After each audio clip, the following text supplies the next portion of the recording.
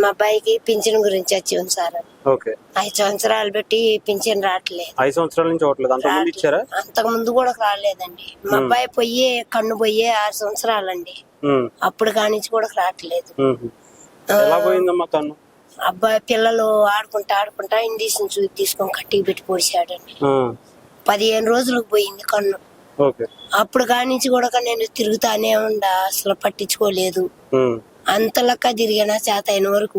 ఏ ఊరమ్మా మీది? మా చోటపప్పాలం అండి. ఎక్కడ? ఏ నియోజకవర్గం? ఈ సత్యనపల్లి కల్లా. సత్యనపల్లి.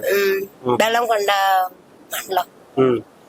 అయితే ఇంకా అప్పుడు కానించి మేము తిరుగుతానే ఉన్నాం, అసలు పిల్లగాన్ని తీసుకున్నామండి. ఇదిగో ఏమి ఇస్తున్నారు కానీ సర్టిఫికేట్ కాగితాలు ఇస్తున్నారు కానీ పని చేయని ఇస్తున్నారు. అబ్బాయికి పింఛన్ వచ్చేటట్టు ఇట్లా అవి పని చేయకుండా ఇస్తున్నారు. అవి కూడా తీసుకొని అటు తిరుగుతున్నా ఇటు తిరుగుతున్నా. మరి అదే ఊరు తినాల 2-3 సార్లు పోయా దాని గురించి. మరి ఇటు గుంటూరు కూడా 5-6 సార్లు పోయా, అయినా కూడా రాట్ల అబ్బాయికి. గత ప్రభుత్వంలో పెట్టారా? పెట్టినా రాల. ఇప్పుడు మరి ఇచ్చారు? ఇప్పుడు ఇవ్వాలి ఇంకా సార్ నాకు.